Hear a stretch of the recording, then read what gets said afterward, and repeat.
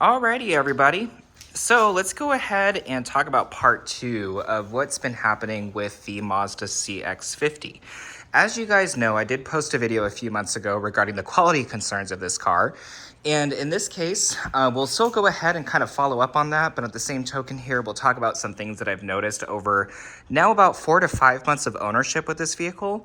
In this instance, there were a few things that really just kind of really irked the crap out of me. One of which was this fender slide liner. This is actually still awaiting replacement. Mazda is still waiting for the part to come in. So it's a pretty hefty back order for that matter. Honestly, I didn't think it would take this long, but in this instance, they're still going to replace it. And honestly, at this point, I'm okay with them doing it. But much care is going to need to be taken, and I'll explain why. So, the first thing is, we'll talk about the right side of the car. There really wasn't much to do here. The only thing that they had to do was actually the B-pillar trim alignment. This was actually warping outward. And with that, there's a little bit of misalignment, but I have a feeling this is just due to how the car is built at this point, because honestly, that one seems pretty flush, and there's really nothing else I can do, and there's always going to be a little bit of asymmetry when a car is built in terms of panel gapping. You Tesla owners will probably know this a little bit more, but in this case, it does occur on all vehicles, so do not smash every vehicle that you know when it comes down to quality, because even the highest quality vehicles seem to have some problems. Moving to the other side of the car.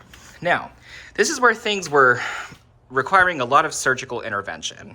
This vehicle, unfortunately, on the left side, this B-pillar trim is not staying in. I have done everything I could, including replacing it at the dealership, and it looks to appear that it is warped yet again. This is common with the CX50 models, especially on the driver's side for some reason. The passenger side, not so much. But no matter what you do, if you try to push this down to line it up, and trust me, I've tried a few things with it. It's not working whatsoever. Yeah, you're kind of just SOL, man. It's not gonna stay. It is warped back up. I tried using Gorilla Glue. That didn't work. I may be able to use an adhesive like 3M tape, which I have up there, but for some apparent reason, it just didn't really want to grab it. So I'm gonna kind of leave it alone for now before I make it worse. The big point, however, was this, the channel guide. Or the window channel guide. This thing caused so much havoc when it came to repairing this car, it was comical. So they had to take the window channel guide off, of course, to get the new one on, and it includes this up here. All of this and this are connected. So, in that regard, the door required a lot of surgery. Somehow, I have had to have the door panel replaced. I have also had to have them replace the door handle, and among other things. So let's talk about why this happened.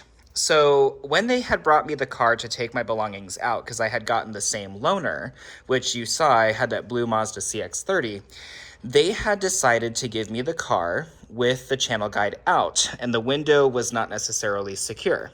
So what ended up happening was, I have a feeling this was the case, but it could have been something else in which somebody was a little too careless with their tools.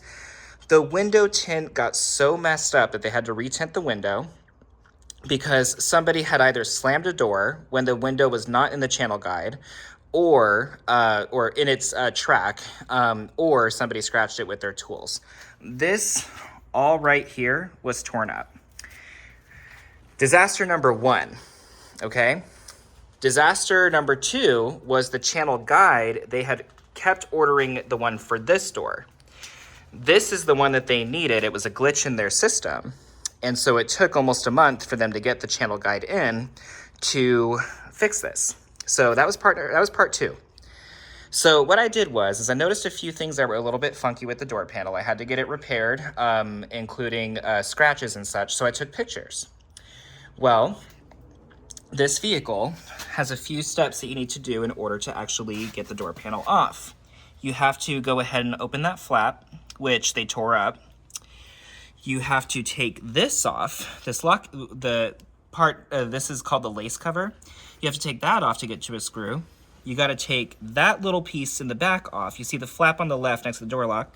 And of course, you have to work your tools through the door handle. This was torn up so bad, I complained. This was scratched up so bad, I complained. The door handle had scratches all along it, and this, unfortunately, you can't repair. I definitely complained. And the back, all of this was torn up, cracked, and all that stuff. And I complained. I complain about some things, but that really pissed me off. So in this case, Mazda actually did it right. They said, we're so sorry about that. And, my thing is if you're going to fix it, I will be mad. But as long as it's getting fixed, I will be okay. They fixed it. No worries there. Now the door panel looks great. The only thing is that it looks like there is a little bit of pry mark there, but it's not really that noticeable, so I'm not too worried about it. But they had also scratched up here, which I tried to treat with a heat gun, and unfortunately it does not come out like, most of the videos say they do. So with that, don't try a heat gun, use a vinyl repair kit instead. That actually seems to work a lot better. But in this case, I was pretty upset. They fixed it, however, I'm not worried about it, and with that, the door right now is fine. This door, in the process of scratching that, they had scratched the paint on this door, which left about a mark from here down to here, okay?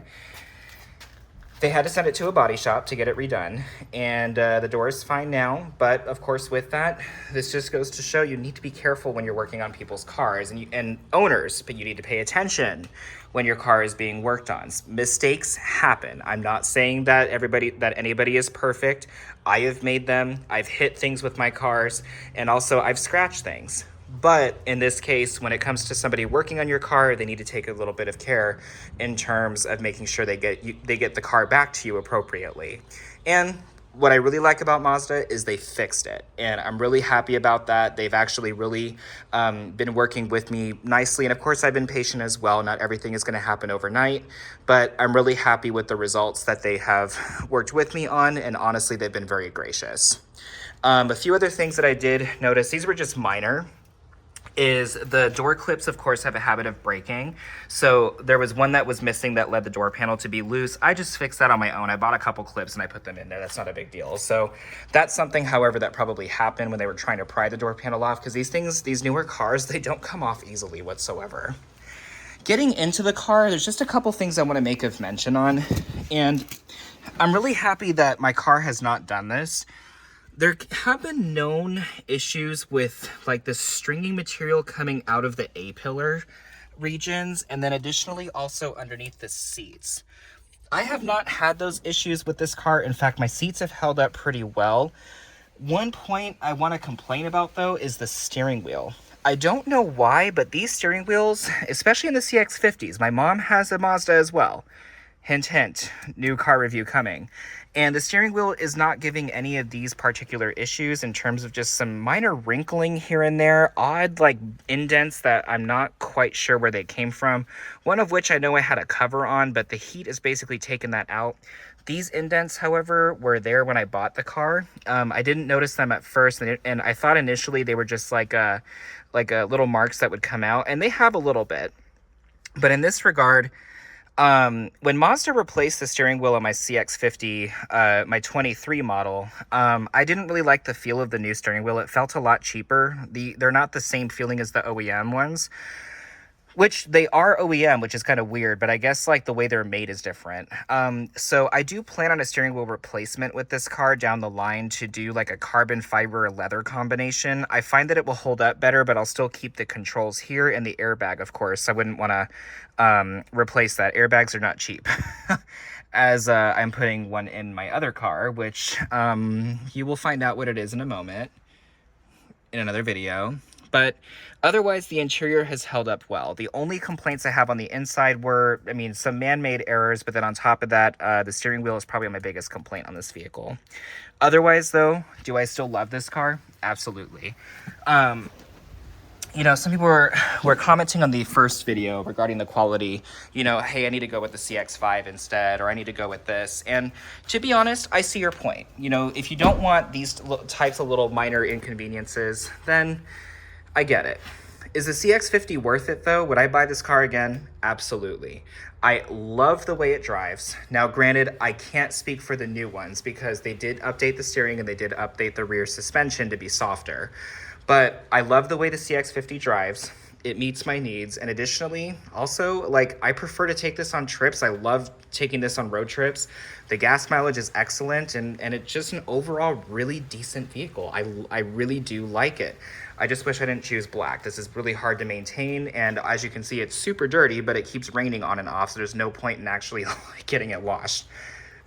So with that, folks, I'm hoping this does at least give you a little bit of an idea here of what it's like to have had this car. Not every CX50 will have this problem. Some of you guys may not notice these things out the dealership. That's fine. Everybody's preferences are a little bit different.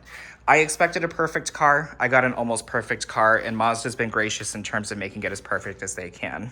And with that, in fact, I've been so happy with them. I even referred my mom there, and she got a car as well. So with that, that's all I have to say. So I hope you guys enjoyed this video. If you have any questions or concerns, please hit me up. Have a good one.